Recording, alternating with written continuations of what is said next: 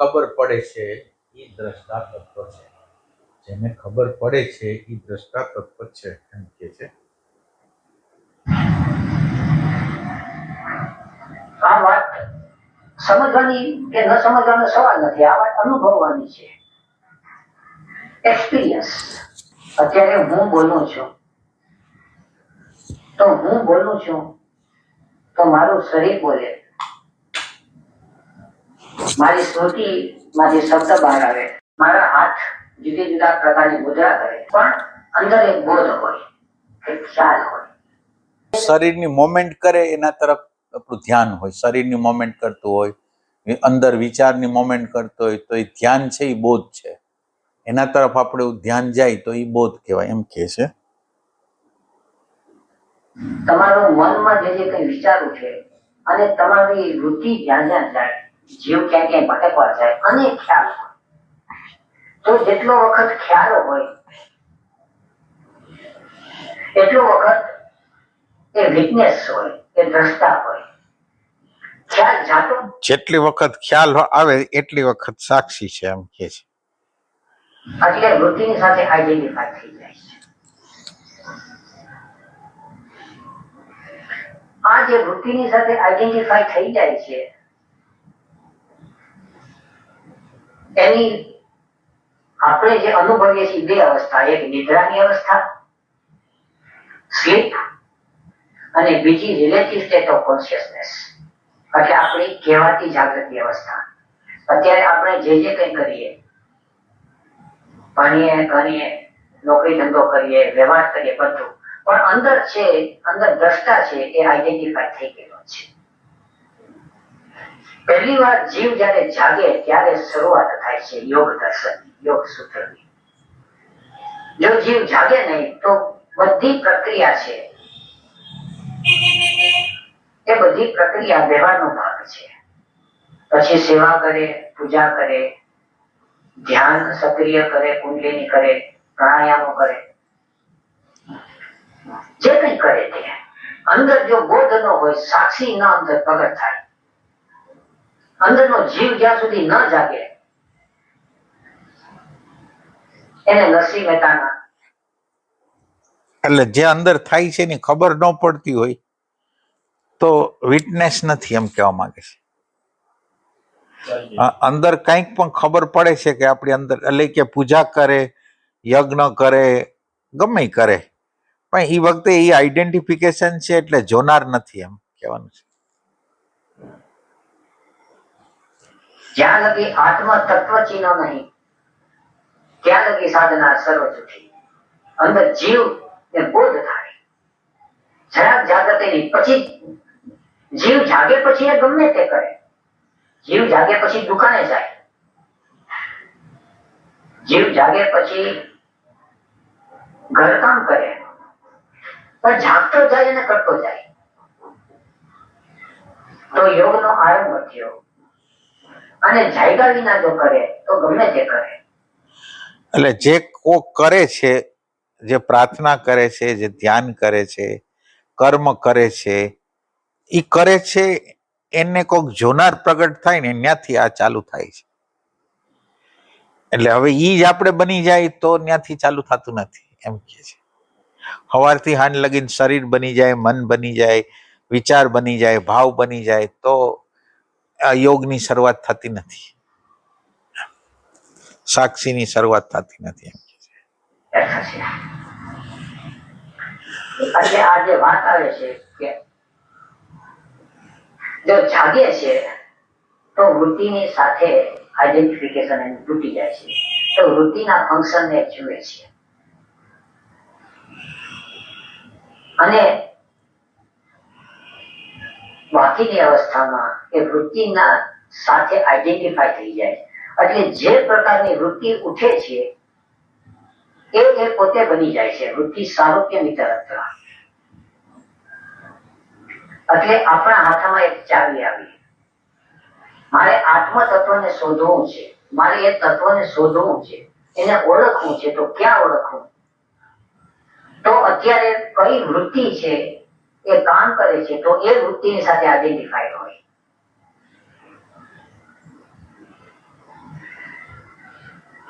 આપણે સવારે ઉઠી ત્યારે શરીર ઉઠે છે, જીવાત્મા નથી ઉઠતો.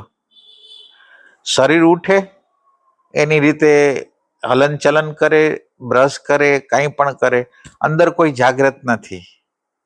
એટલે શરીર જાગી ગયું, અંદરનો જીવાત્મા સૂતો છે એમ કહેવાનું તાત્પર્ય છે. સાથે એ આઈડેન્ટિફાય છે. તો અત્યારે અથવા હિયર એન્ડ નાઉ, અત્યારે આ ક્ષણે કઈ વૃત્તિ કામ કરે છે, તો એ વૃત્તિની સાથે દ્રષ્ટા આઈડેન્ટિફાય છે. એટલે એક હાથમાં યોગ સૂત્રની ચાવી આવી ગઈ કે અત્યારે પેલા કઈ વૃત્તિ કામ કરે છે ઓળખી લેવી. અત્યારે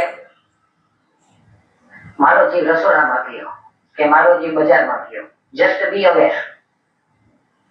હવે જીવ બજારમાં ગયો તો અત્યારે જે વૃત્તિ છે બજારમાં છે કે વૃત્તિ છે ઘરમાં છે કે વૃત્તિ છે છોકરામાં છે. હવે જે ઠેકાણે વૃત્તિ ગઈ એ જે ઓબ્જેક્ટ છે એને ડ્રોપ ધ ઓબ્જેક્ટ.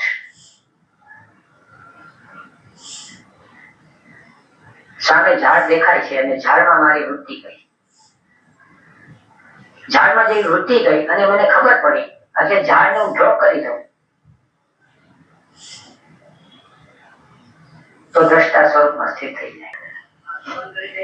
શું કીધું આમાં? હા, ઝાડને ડ્રોપ કરી દો તો દ્રષ્ટા. અચ્છા.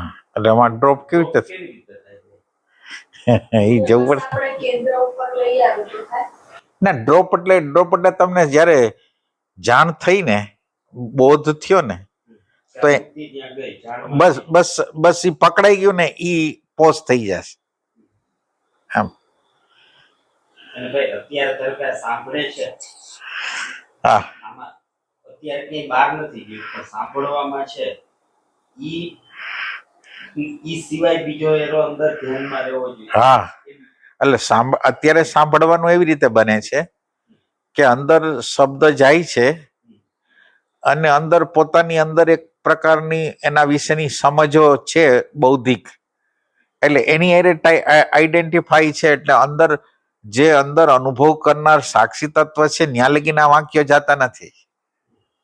અંદરનો સાક્ષી તત્વ છે એ અંદર એટલે એક સંભળાય છે ખરું, પણ સંભળાય છે એનું સૂક્ષ્મ વિશ્લેષણ છે એ આપણા સંસ્કારો કરતા હોય સમજવાનું, તો ઈ ન્યા સાક્ષીનો અભાવ છે. એટલે સાંભળનાર છે એ સંસ્કાર છે, એટલે ન્યા સાક્ષી નથી. સંસ્કાર દ્વારા, સ્મૃતિ દ્વારા, તમારી આગળ જેટલી ઇન્ફોર્મેશન છે એ દ્વારા તમે સાંભળો છો. એટલે કેન્દ્ર બનાવવાનો અર્થ એવો છે કે કેન્દ્ર છે એ તમને સ્મૃતિમાંથી બહાર કાઢે છે. કેન્દ્ર ધીરે ધીરે ધીરે તમે સ્મૃતિ નથી રહેતા, તમે ભાન થઈ જાઓ છો, હોવાપણું થઈ જાઓ છો. એટલે કેન્દ્ર બનાવવાની જે પ્રક્રિયા છે એ રીતે છે.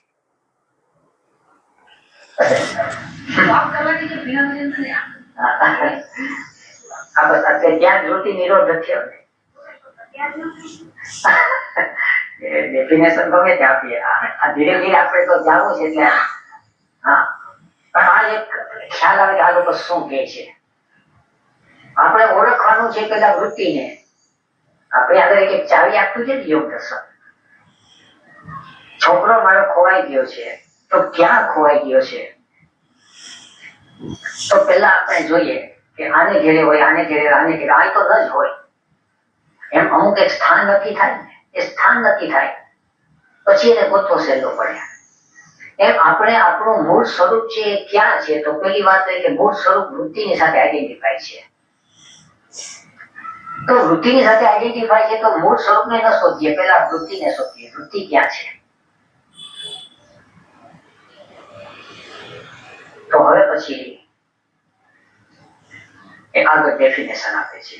એટલે પેલા તમે સાક્ષીને ગોતવા ન જાઓ, પેલા એમ સાક્ષીને ગોતવા ન જાઓ, પેલા વૃત્તિ સાથે જે આઈડેન્ટિફિકેશન છે ને એને તમે ગોતો, એટલે એ પ્રેઝન્ટ મોમેન્ટ કરી શકશે એમ કહેવા માંગે છે. એટલે જ્યાં ફસાયણા છે ત્યાંથી એને મુક્ત કરવાનું છે. તો દ્રષ્ટાને શોધવો હોય તો કઈ વૃત્તિમાં શોધવો?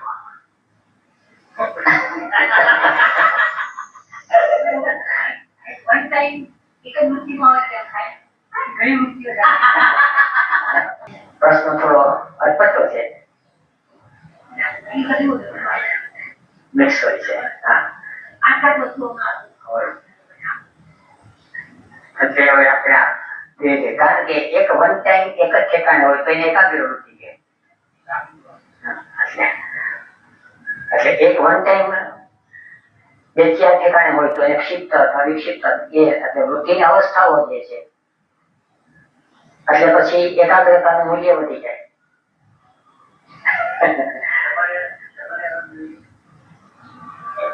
એ ડબલ એરાઉન્ડર છે એ પછી આવે છે. અંદર વૃત્તિના ફંક્શન બરાબર જુએ, એના ઉપર કંટ્રોલ આવે અને પછી એક પોતાના તરફ વાળે અને એક એટેન્શન પોતાના તરફ હોય, બીજો એટેન્શન બીજા તરફ હોય, તો એ બહુ ઊંચી અવસ્થા હોય. ત્યાં સુધી ડબલ એરાઉન્ડ નથી થતો, ત્યાં સુધી આપણો જીવ બહાર જ ભટકે છે. એટલે એકાગ્રતામાં એકાગ્રતા જયારે આપણે કરી ત્યારે એક એરો જ હોય છે, એક એરો એક જગ્યાએ હોય છે. એટલે ત્યાં સંઘર્ષ બહુ થાય, બીજું વિચાર બહુ આવે. ત્યાં જે એકાગ્રતા કરવા જાય ત્યાં વિચારોનો હુમલો બહુ થાય. જ્યારે આપણે એક સાથે બે ત્રણ વસ્તુ જ્યારે તમે જોવાનો એટલે સાંભળવાનો પ્રયત્ન કરો ને, માનો કે તમારે કેન્દ્રમાં છો અને અત્યારે રિક્ષાનો અવાજ આવે છે તો રિક્ષાના અવાજ ઉપર ધ્યાન છે અને અત્યારે જો ભાઈ બોલે છે એના ઉપર ધ્યાન છે, તો તમારી વૃત્તિ ક્યાંય ભાગશે નહીં. એટલે આ બે વચ્ચેનો ડિફરન્સ એ છે કે જે છે એને જોવું અને એકાગ્રતા કરવી, બે વચ્ચેનો ફરક છે. એમ એટલે જે છે એ જોવું ઈ સહજ છે. હા, ઈ સહજ છે. ઓલું જો ત્યાંથી ભાગે છે. એટલે વિચારમાં તમે જયારે ગોઠવવા જાવ ને ત્યારે એટેન્શન થોડી વાર માટે ન્યા રીએ, પાછું ભાગી જાય, પાછું ભાગી. હવે આમાં ઓની અંદર શું છે, જે ભાગી જાય તો ભલે ભાગી જાય, જ્યાં ભાગી જાય છે તમને ખબર છે તો એ જાગૃતિ છે. એને કોઈ પર્ટિક્યુલર કેન્દ્ર નથી, ત્યારે અહીંયા પર્ટિક્યુલર કેન્દ્ર છે. એમ માનો કઈથી ભાગીને બીજે ગયું ને તમને ખબર પડી તો કે હા બરાબર, તો વાંધો નહીં.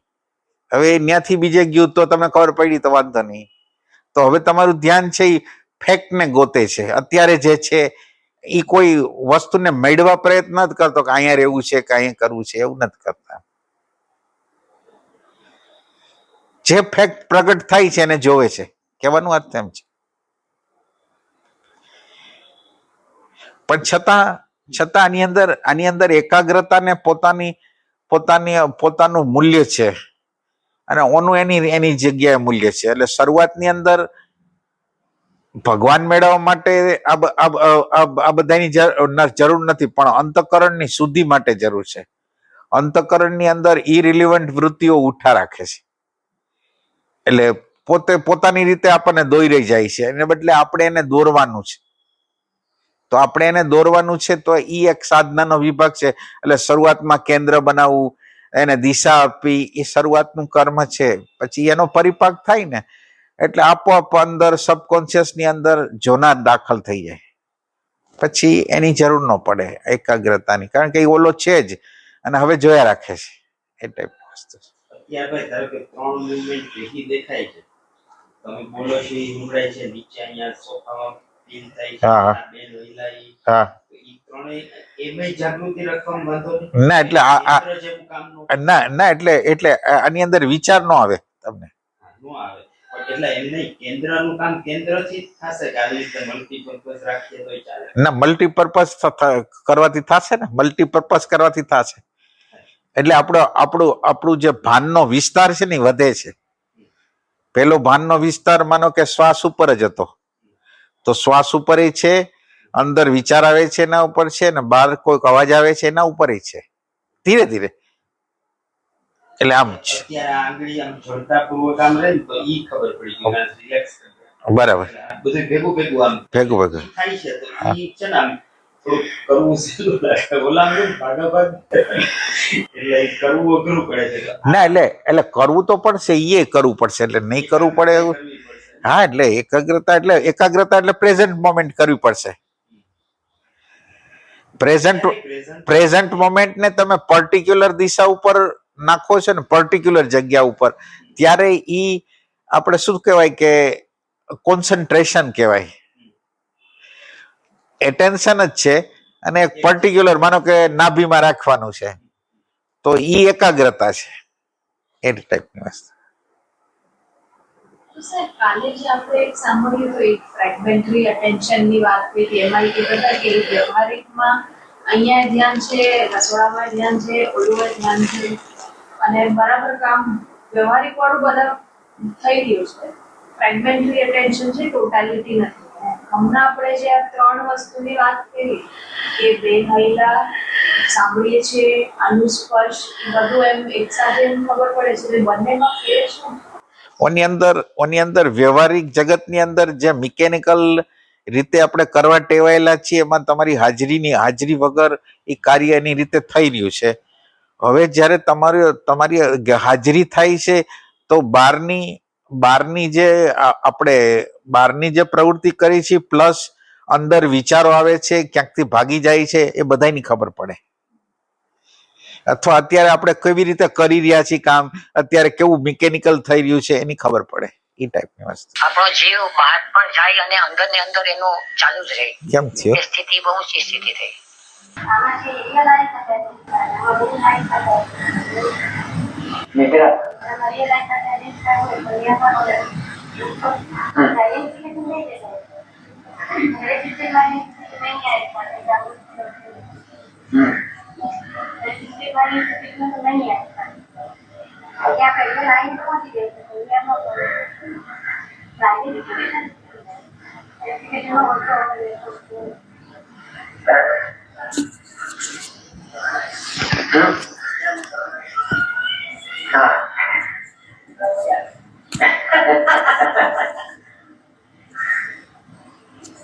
આ પણ સારું છે. નિદ્રા અવસ્થા અને અત્યારની જાગ્રત અવસ્થા. નિદ્રાની અંદર ચિત્ત અને દ્રષ્ટા એ બંનેનું આઈડેન્ટિફિકેશન હોય પણ સિંગલ આઈનું આઈડેન્ટિફિકેશન પણ ઇન્ટેન્સ આઈડેન્ટિફિકેશન હોય એક જ હું સુઈ ગયો, હું ઊંઘી ગયો, પણ એની ઇન્ટેન્સિટી અને ડેપ્થ બહુ હોય આઈડેન્ટિફિકેશનની. જ્યારે આપણે જાગીએ છીએ ત્યારે આપણી અંદર જુદા જુદા હું, સો મેની આઈસ, હું માં બની જાઉં, હું બાપ બની જાઉં, હું દીકરો બની જાઉં, હું ખેડૂત બની જાઉં, હું શિક્ષક બની જાઉં, રિલેટિવ સ્ટેટ ઓફ કોન્શિયસનેસ. એટલે આઈડેન્ટિફિકેશન વિખરાઈ ગયું. બાકી એની ઇન્ટેન્સિટી ઓછી થઈ ગઈ પણ એનું ફ્રેગમેન્ટેશન વધી ગયું. ઉર્જા તો એને જ રહી. ફરીથી ધીરે ધીરે જયારે આપણે જાગીએ ત્યારે બધા જે જુદા જુદા હુંમાં વિખરાઈ ગયેલા છે એને પાછા બધાને સેન્ટરિંગ કરવાના, એને ક્રિસ્ટલાઇઝ કરવાનો. એ છે બધી ધ્યાનની વિધિઓ. ધીરે ધીરે એ ઉર્જા ક્રિસ્ટલાઇઝ અને સેન્ટરિંગ થાય અને પછી પાછું સ્વરૂપમાં જાય. એટલે હવે એનું આઈડેન્ટિફિકેશન તૂટ્યું. હવે એની અંદર એક બોધ જાગૃત થયો. હવે દ્રષ્ટા છે એ સેપરેટ બન્યો, એક જુદો બન્યો. દ્રષ્ટા જુદો બન્યો અને બધી વૃત્તિ છે શાંત થઈ ગઈ અને દ્રષ્ટા છે એનું એટેન્શન છે એ પણ શાંત થઈ ગયો, એ સ્વરૂપમાં સમાઈ ગયો. એટલે હવે ઓબ્ઝર્વેશનની સાક્ષી ભાવની હવે જરૂર ન રહી. આ બધું જે નરસિંહ મહેતાને જે દેખાણું એ બધું ચિત્ત ચૈતન્ય વિલાસ, આ બધો ચિત્ત અને ચૈતન્યનો વિલાસ છે બધો. આ બધો એનો ખેલ છે.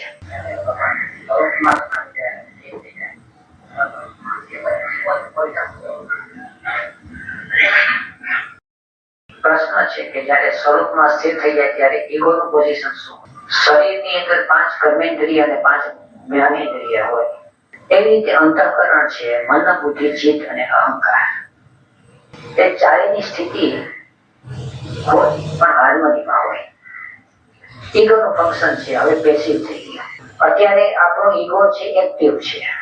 એક્ટિવ એટલે હું કરું એમ જ થાય. હું કરું અને હું ભોગવું. હવે જેવો દ્રષ્ટા જાગ્યો એટલે હું કરું એ જ અજ્ઞાનતા, એ હું કરવાનો ભાવ છે એ શાંત થવા બીજો. એટલે જ્યારે જાગૃતિ આવે ને ત્યારે હું બોલવાની શરમ આવે. આપણે જ્યારે હું શબ્દ વાપરતા હોય ને ત્યારે હુંની એક શરમ અનુભવાય કે આ રોલ છે, પણ આ હું શબ્દ એટલે તમને જ્યારે સમજ હોય ને તમે શબ્દ વાપરો તો તમને બરાબર છે કે અત્યારે હું શબ્દ આના માટે હું વાપરું છું, પણ એની એક શરમ હોય, હું બોલવાની એક શરમ. હું તમને અલગ જ લાગતો હોય, જે આ જુદા જુદા પ્રકારના જે આપણે ફ્રેગમેન્ટરી હોય ને એ ટાઈપના. ભોગવું એવો ભાવ શાંત થવા માંડ્યો. સાદી રીતે કહીએ તો રામ રાખે એમ રહીએ, એ ઈગોનું ફંક્શન. આ સાદી અહંકાર છે જેને રામની ઈચ્છા. એટલે ઈગો એટલે સ્મૃતિ અને ઓલો એટલે દ્રષ્ટા. સ્મૃતિ હોય તો ઈગો હોય, સ્મૃતિ દ્રશ્યમાં હોય તો ઈગો ન હોય. ઈગો કેવા પ્રકારનો છે ને તમને સમજ થતી હોય એ ટાઈપનો વસ્તુ. દીધો તો તડકો ભોગવે, છાયો દીધો તો છાયો ભોગવે. લાડુ મોથા આવ્યા હોય, લાપસી આવી હોય તો એ ખાય, અને સૂકો રોટલો આવ્યો તો મને લાગુ મેરો યાર ફકીરી મેં.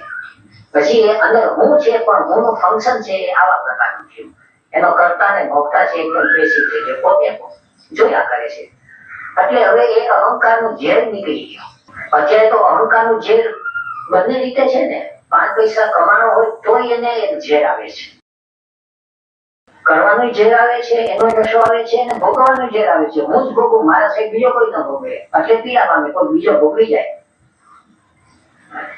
કમાવામાં સમસ્યા થાય છે, ભોગવવામાં સમસ્યા થાય છે. એક મકાન બાંધ્યું તો મકાનમાં રહી ન શકે અને ભાડું ના આપે તો ભાડુંની મુશ્કેલી થાય. બે રીતે જીવ દુઃખ ભોગવે જ ને. એક બાજુ પૈસો કમાવાનો એનો જીવ ભોગવો, હવે સાચવવાનો. એટલે આપણે વ્યવહારમાં જશું તો આપણે કરીએ છીએ ને આપણે ભોગવીએ છીએ, એમાં આપણે ગુંચવાઈએ છીએ. ત્યારે એ સ્થિતિની અંદર જાગી ગયા પછી એ કરે છે અને ભોગવે છે, પણ એકદમ પેસિવલી કરે છે. પેસિવલી કરે તે રામ જે કરાવે પોતે કરે, અને રામ જે ભોગવાવે પોતે ભોગવે. અહંકારની સ્થિતિ આ હોય છે. ચિત્તની સ્થિતિ છે હવે બહુ ભટકતી નથી, વૃત્તિ બહુ ભટકતી નથી, થોડી થોડી વૃત્તિ ઉઠે છે. એને આ યોગ ભાષામાં વ્યુત્થાનની દશા કહે છે. આપણે રાત્રે સુઈ જઈએ અને આપણે જાગીએ એ ઉત્થાન છે. આ પણ એક ઉત્થાન છે, પણ વિશેષ પ્રકારનું ઉત્થાન, તેને વ્યુત્થાન કીધું. પોતે છે શાંત બેઠો છે, પણ શરીર તો એનું ક્રિયા કરે છે, એટલે શરીરમાં ભૂખ લાગી એટલે કઈ વૃત્તિ ઉઠી, અને વૃત્તિ ઉઠી એટલે કઈ પ્રવૃત્તિ કરે. એને તો ક્યાંથી મળી જાય તો ઠીક છે, ને તો ભિક્ષા પાત્ર હાથમાં લઈને જઈ આવે તો કઈ આવી ગયો. અને કાં ફિક્સ ડિપોઝિટમાં મૂક્યું હોય ને ત્યાંથી આવતું હોય, કોક ભાણું પીરસી જાય તો વાત પૂરી થઈ ગઈ. એટલે ગમે તે સ્થિતિ એને રાખે, એ દરેક સ્થિતિની અંદર, કારણ કે અંદર હવે મોજ આવી ગઈ ને, એટલે હવે ચિત્ત છે એનું એટેન્શન છે, કાં એકાગ્ર હોય કાં નિરોધ હોય. ક્ષેત્ર વિક્ષિપ્ત કે મૂઢની કોઈ દશા ન રહે. જે કંઈક જ્યાં હોય એનું શરીર હોય ત્યાં એકાગ્ર હોય, ખાતો હોય તો ખાતો હોય, પીતો હોય તો પીતો હોય, વાત કરતો હોય તો વાત કરતો હોય, એકાગ્ર છે.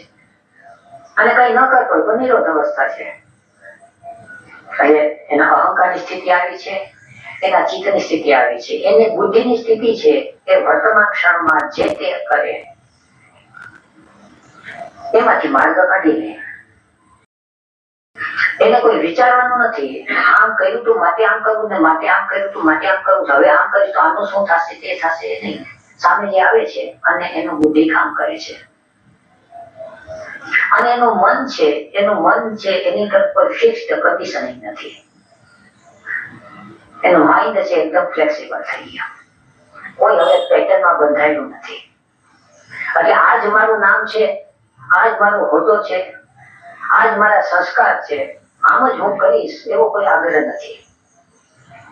આમ હોય તો ઠીક, આમ હોય તો ઠીક, આમ હોય તો ઠીક, આમ હોય તો આ પણ બરાબર, આ પણ બરાબર, આ પણ બરાબર. એટલે એના મન, બુદ્ધિ, ચિત્ત અને અહંકાર ચારેયની દશા છે હાર્મનીમાં આવી જાય. એટલે અંદર જે કોન્ફ્લિક્ટ હતું, જે કોન્ટ્રાડિક્શન હતું એ બંધ થયું. એટલે એને નિર્દ્વંદની અવસ્થા કીધી. હવે આપણે દ્વંદ નથી હોય. એટલે આ બાજુ સબ્જેક્ટિવ સ્ટેટ ઓફ કોન્શિયસનેસ આવે છે, તો આ બાજુ higher thinking centre, higher emotion centre ના ફંક્શન છે એવું કરવા.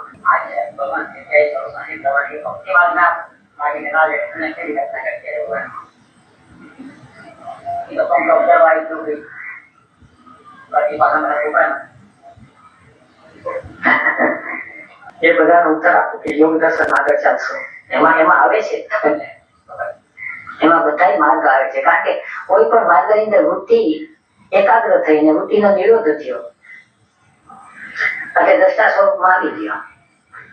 પછી ઠાકોરજીની સેવા કરી અને ઠાકોરજીની સેવામાં એનું ચિત્ત ત્યાં છોટ્યું છે કે ચિત્ત ભટકે છે. હવે જેવું ચિત્ત છોટ્યું એટલે એકાગ્ર થઈ ગયો. એકાગ્ર થઈ ગયું એટલે પછી હવે જે ઠાકોરજી છે એ પોતે એના હૃદયમાં બેસાડે. હવે અત્યારે ચિત્ત ત્યાં જતું હતું એને બદલે ચિત્ત પોતાના હૃદયમાં આવી ગયું. હવે જેવું હૃદયમાં આવી ગયું ધીરે ધીરે ધીરે ધીરે ધીરે એ ઠાકોરજી અને પોતે જે જુદા છે એમાંથી ગમે એને ડ્રોપ કરી નાખે. કાં હું ડ્રોપ થઈ જાય, કાં ઠાકોરજી ડ્રોપ થઈ જાય.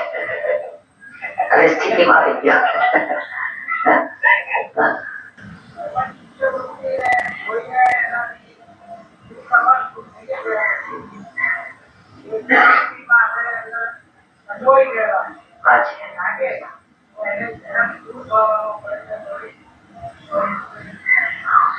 આપોઆપ સહજતાથી દૂર થઈ જાય તો એ બહુ સારી સ્થિતિ છે. પણ સહજતાથી દૂર ન થાય અને વારંવાર આપણી વૃત્તિ ખેંચાય તો આપણી અંદર બોધપૂર્વક કેટલું આપણે કરી શકીએ છીએ એટલું કરવું, નહીં તો સપ્રેશન આવી જાય છે. એક અમુક હદ સુધી માણસ કંઈક કરી શકે છે, અમુક હદ સુધીનો પુરુષાર્થ કરી શકે છે અને આ પુરુષાર્થ છે એ દરેકે વ્યક્તિગત કરવાનો હોય છે. અમુક ઠેકાણે વૃત્તિ ખેંચાતી નથી. અમુક ઠેકાણે ખેંચાય છે તો એ આપણને વિના કારણ ખેંચાય. જેવો ખ્યાલ આવી જાય કે આ નકામી છે એટલે એની મેળે વૃત્તિ ઉપરામ વૃત્તિને પામે છે. પણ અમુક ઠેકાણે આપણું મન સમજે છે છતાં વૃત્તિ કામ નથી કરતી. આપણું મન સમજે છે કે આ ઠેકાણે જીવ ખેંચાય છે, ખોટો ખેંચાય છે, પણ એ મનનું કયું નહીં માને. કે મનનું કયું ન માને તો શું કરવું? એટલે જ પછી હવે આ બધી યોગની ટેકનિકો હવે એ ઠેકાણે કામ કરે છે. સપ્રેશન તો એ થયું કે આપણું મન એ કબૂલ નથી કરતું અને આપણે વૃત્તિને ધરા રોકી બીજાના કહેવાથી આપણે રોકવી પડે છે. અવસરને કારણે, આપણી આબરૂને કારણે અથવા બીજા કારણે આપણે કોઈને કોઈ કારણે આપણે વૃત્તિને રોકીને અંદરથી વૃત્તિ ભાગાભાગ કરે, એ સપ્રેશન. જીવ છટકી જાય. નાનું છોકરો જે ભણવા બેઠું હોય અને એનો જીવ ખેંચાય બહાર રમત ગમતમાં, ટીવી ચાલતું હોય તો ત્યાં પણ એને ફરજિયાત બેસાડે તો એને સપ્રેસ કરીએ. પણ આપણે ધ્યાનમાં બેઠા ને આપણો જીવ ખેંચાઈ જાય છે અને છતાં આપણું મન કહે કે ના થોડો વખત મારે ધ્યાનમાં બેસવું છે, તો આપણું મને વાત કબૂલ કરી લીધી. એટલે હવે જે આપણે ચિત્તની વૃત્તિને આપણે લાવીએ છીએ તે સપ્રેશન નથી.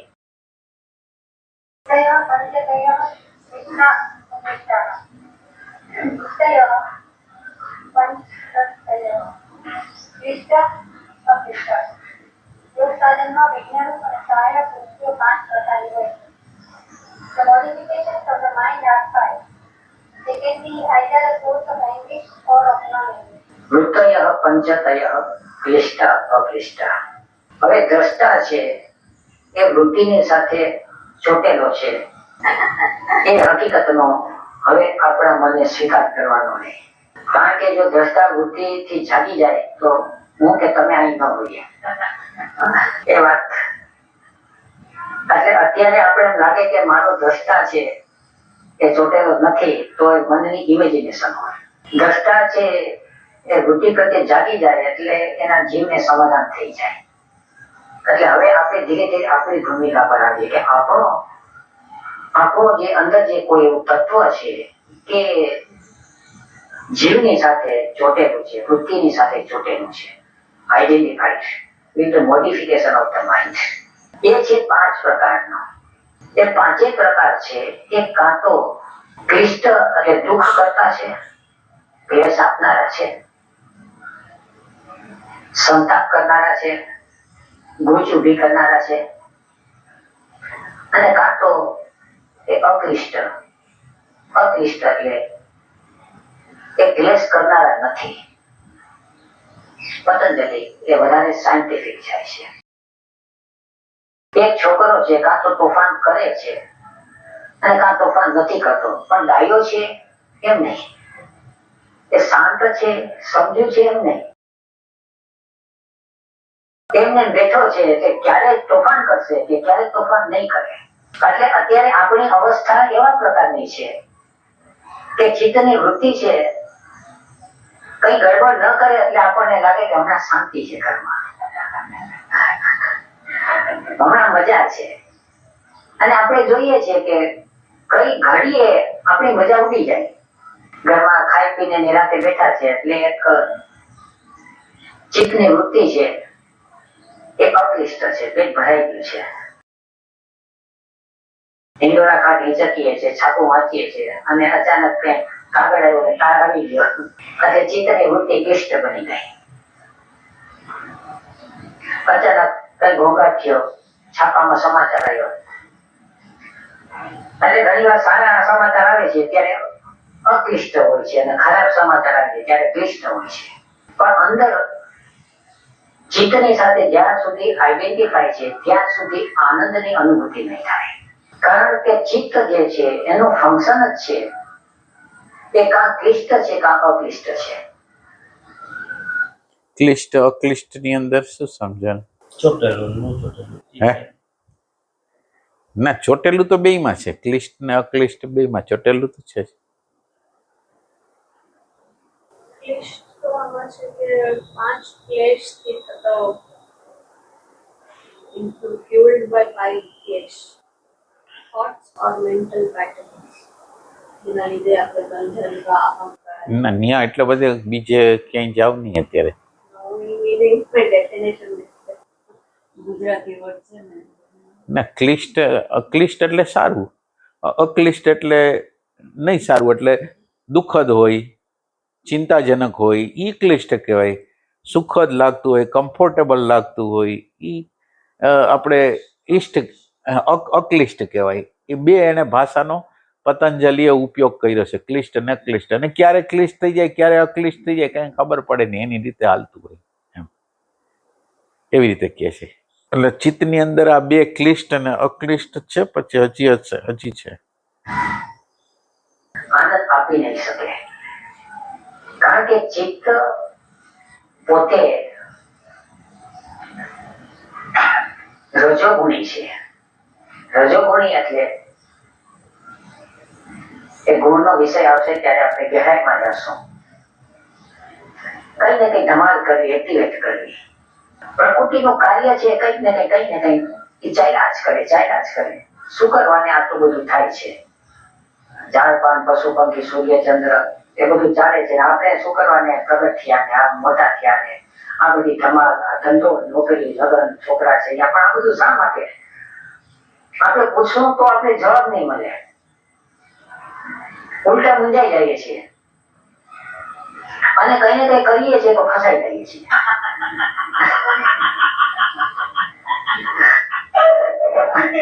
હાલત જે છે એમાં આપણો કોઈ વાંક નથી. આ બધું ક્રિયા ચિત્તની છે.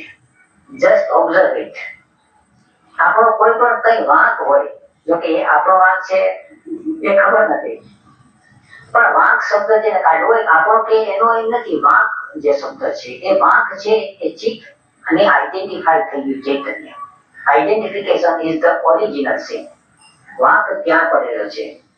વૃત્તિ સારૂપ્ય વિતરત્ર, એ વૃત્તિની સાથે જોડાઈ ગયો ને એ ત્યાં સમસ્યા છે. બજારની અંદર ધમાલ ચાલતી હોય, તોફાન ચાલતી હોય તો બજારમાં ચાલે છે. હું અહીંયા ઘરમાં બેઠો છું, પણ હું બજારમાં જાઉં અને રાડો નાખું અને પછી એમ થઈ જાય કે તોફાન ન જોઈએ, હું તોફાનને અટકાવવાની કોશિશ કરું અને પછી મને એમ લાગે કે મને તો માર પડ્યો. પણ હું બજારમાં ગયો એ સમસ્યા છે, માર પડ્યો સમસ્યા નથી. આ તો અસ્તિત્વનું કામ ચાલ્યા કરે છે, ચિત્તનું ફંક્શન ચાલ્યા જ કરે છે. આપણે એનાથી દૂર થઈ જઈએ. મગજની અંદર હજાર વિચાર આવ્યા, પણ હું વિચારની સાથે આઈડેન્ટિફાઈ થઈ જઈશ તો એ વિચાર મને હેરાન કરશે. વિચાર ભલે ને આવે, ઓબ્ઝર્વ ઇટ. મારી અંદર અમુક પ્રકારનો ભાવ ઉઠ્યો, હું આઈડેન્ટિફાઈ થઈ ગયો, તો મને એ ભાવ હેરાન કરશે. પ્રેમનો ભાવ ઉઠ્યો કે ક્રોધનો ભાવ ઉઠ્યો? ભાવ ઉઠ્યો છે, ઓબ્ઝર્વ ઇટ. એ પ્રેમ હશે તો પ્રેમ, ને ક્રોધ હશે તો ક્રોધ. જોઈ ગયો. હું ખાવા બેઠો એટલે સ્વાદ આવ્યો અને જરાક ખાવામાં કાકરી આવી, તો સ્વાદ લીધો તો આઈડેન્ટિફાઈ થઈ ગયા, તો કાકરી આવી તો ખીચાઈ. પણ ઓબ્ઝર્વ ઇટ. એટલે એક એક ક્રિયાની અંદર જો ઓબ્ઝર્વ થાય તો આઈડેન્ટિફિકેશન નહીં થાય. એટલે વૃત્તિઓ 5 પ્રકારની છે, ક્લિષ્ટ અને અક્લિષ્ટ. એ 5 પ્રકારની વૃત્તિ 7 સેન્ટર્સ ની અંદર વહન કરે છે.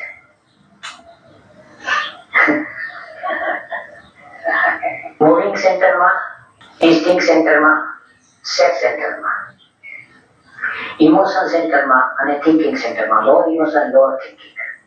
પછી આવે છે હાયર ઇમોશન અને હાયર થિંકિંગ. આ 7 સેન્ટર્સ ની અંદર આ 5 પ્રકારની વૃત્તિ છે એ ફંક્શન કરે છે, અને એને કારણે ક્લિષ્ટ અને અક્લિષ્ટ. આમાં 5 પ્રકારની કઈ કીધી? આમાં મને એક ક્વેશ્ચન આવ્યો. 5 તો આમાં આવતા નથી, ક્લિષ્ટ ને અક્લિષ્ટ જ બોલે છે. એમાં 5 આવે આગળ આવવાનું. ના, એ 5 આવી કે આ 5 છે એમ કે છે, એટલે જોઈ લે છે. તો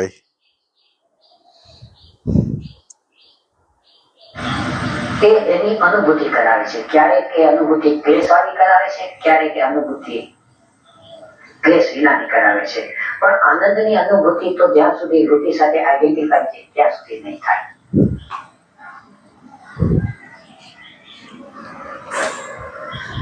હવે આમાં કઈ પ્રશ્ન?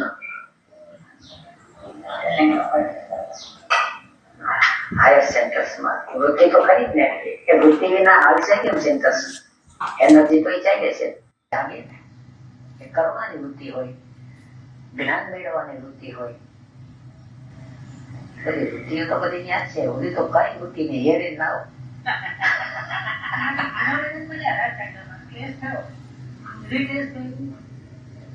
એવું ન બને. અને પછી તો અક્લિષ્ટ વધારે હોય છે. ક્લિષ્ટ ત્યાં હાયર સેન્ટરમાં નથી.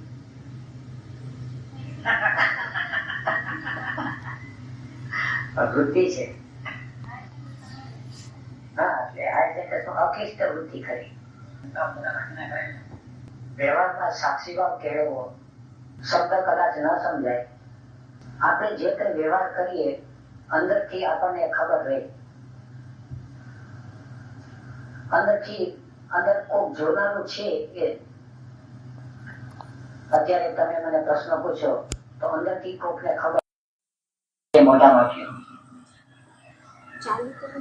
એકલા બેઠા હોય ખુરશી પર કે ખાટલા પર, જીવ ભટકવા ચાલ્યો જાય ક્યાંક ને ક્યાંક, તો અંદર ખબર પડે કે જીવ ભટકવા ગયો.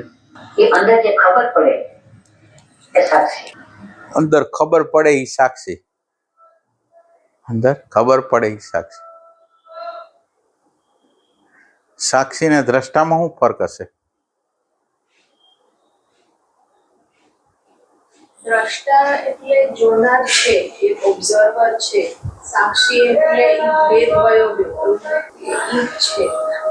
મને એમ છે સાક્ષીની અંદર પ્રયાસ છે. એટલે સાક્ષીની વસ્તુ કેવી છે? ખબર છે કે આ હું કરું છું, પણ એની અંદર હજી સૂક્ષ્મ રીતે આઈડેન્ટિફિકેશન હોઈ શકે. દ્રષ્ટાની અંદર બને કે દ્રષ્ટા છે એ સંપૂર્ણ અલિપ્ત, એટલે અવેરનેસની અવસ્થા કહેવાય. એટલે સહજ જ બધી ખબર થતી છે. ઓની અંદર બને કે હજી ઓલા અણુ પરમાણુ ચોટેલા હોય હજી, એ ટાઈપની વસ્તુ છે. કે એવું પણ બને ને કે આપણને વિચાર આવે અને આપણે સાક્ષી ન પણ હોઈએ. પ્રશ્ન મહત્વનો છે, પણ એનો ઉપાય સરળ છે. આપણે ત્યાં છોકરાઓ છે કે આવું કરે, ઘણીવાર એને રાતના સપનું આવે અને ઘણીવાર એને કે એવું આશ્ચર્યજનક ઘટના બને, ત્યારે આપણે ત્યાં કહેવાતો કે હું જોઉં છું એ સપનું છે કે ખરેખર જાગૃત છે. તો એ પોતે શરીરમાં પોતાને ચીટીઓ ભરે. આની અંદર પણ એમ જ કરવાનું. શરીરમાં ચીટીઓ ભરીએ તો આપણે ખરેખર સાક્ષી છીએ, નહીં તો વિચારમાં તણાઈ ગયા હોય. શરીરનો આપણને બોધ થાય તો શરીર આપણને નહીં છેતરે, આપણો જીવ આપણા શરીરમાં આવી ગયો. નહીં તો મન છે એની માયા જાત ફેરવશે. એટલે જયારે એમ પ્રશ્ન લાગે તો હું ખરેખર સાક્ષી છું કે સાક્ષીનો મને વિચાર ચાલે છે, એ જો પ્રશ્ન ઉભો થયો અને શરીરમાં ટીકીઓ ભરી લેવો. સાક્ષી શબ્દની વ્યાખ્યા વેદાંતે એવી આપી છે. સાક્ષી પથ્થર છે એ સાક્ષી નથી શકે, જળ વસ્તુ સાક્ષી નથી શકે. એટલે ચેતન વસ્તુ છે, જીવંત વસ્તુ છે, એ સાક્ષી થઈ શકે. બીજું એ એનો સગો સંબંધી હોય તો સાક્ષી ને એટલે આની અંદર જે સાક્ષી જે જોઈ છીએ આપણે કોર્ટની અંદર, એ એવો સાક્ષી જોઈ છે કે એને કોઈ આને સંબંધ ન હોય. જો સંબંધ હશે તો એ બધી ખોટી ઇન્ફોર્મેશન આપશે. એટલે સાક્ષીનો ઓમ અર્થ ચેતન તત્વ પ્લસ એનો રિલેશનશીપોની હારે કાંઈ ન હોય તો સાક્ષી કહેવાય. સાક્ષીની વ્યાખ્યામાં એક પથ્થર ન હોવો જોઈએ, જળ ન હોવો જોઈએ, જીવંત હોવો જોઈએ, અને એનો રિલેશનશીપ કાંઈ ન હોવો જોઈએ. આપણો અત્યારે વિચાર હારે રિલેશનશીપ છે. વિચાર આ વિચાર સારો છે, આ વિચાર ખરાબ છે, એટલે એની હારે આપણો રિલેશનશીપ છે કે આમ છે, આમ આના દ્વારા મજા આવે, એટલે આપણે એનો રિલેશનશીપ છે એટલે સાક્ષી ન બને છે. એમ યોગ દર્શનનો વિષય એ માટે જ રાખ્યો છે કે આ સાક્ષી ભાવને સામાન્ય શું છે, આપણે સંસાર વ્યવહારમાં કે પૈસા વિના હાલે એમ નથી. એટલે પહેલી વાર એને કે પૈસો કમાવો જોઈએ, અને પછી મને પણ એમ લાગે કે હા વાત તો સાચી છે કે પૈસો કમાયા વિના હાલશે નહીં. એટલે પછી પાછો પ્રશ્ન ઉભો થાય કે પૈસો કેમ કમાવવો. એટલે પછી એને કે પૈસો છે ઉત્તમ ખેતી જગતમાં, મધ્યમ વેપાર, નીચ નોકરી અને ચોથું ભીખ. આમ કે કઈ મજૂરી કરે, કાં કઈ બુદ્ધિ ચલાવે એટલે પૈસો કમાય. એટલે પછી હવે એમાંથી કે હવે મારે ખેતી કરવી, વેપાર કરવો કે મજૂરી કરવી, એવી રીતે સાક્ષી ભાવ હવે કરવો છે તો મારે કર્મ માર્ગ લેવો, જ્ઞાન માર્ગ લેવો કે ભક્તિ માર્ગ લેવો. એટલે પછી એ પ્રશ્ન ઉભો થાય, ક્રિયા માર્ગે જાઉં કે ભાવ માર્ગે જાઉં કે જ્ઞાન માર્ગે. તો પછી આપણી અંદર કઈ ક્ષમતા છે, આપણે કયો ધંધો કરી શકીએ છીએ, ત્યાંથી બે પૈસા મળે. આપણું પેટ ભરાય જેટલા પૈસા જોઈએ છે કે આપણે ગાડી મોટર બંગલો બાંધવા છે. એવી રીતે પછી સાક્ષી ભાવ છે આપણે કેટલો કેળવવો છે. આપણું વ્યવહારિક જીવન બરાબર ચાલે કે આપણે સવિકલ્પ નિર્વિકલ્પ સમાધિમાં જવું છે, આપણે અવતારીને સિદ્ધ કોટીમાં જવું છે, કે પછી પણ ગમે ત્યાંથી સ્ટાર્ટ આપણે કરી લઈએ.